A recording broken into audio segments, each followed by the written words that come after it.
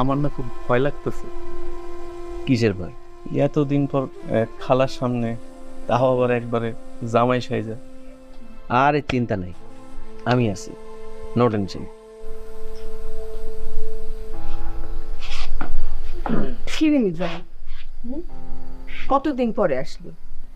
আসিস না কেন তুই? তোকে কি আনন্দ থেকে কম ভালোবাসি?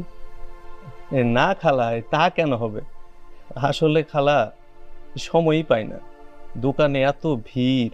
তুই নিজের বউ তো খুঁজে বার করতে পারলি না।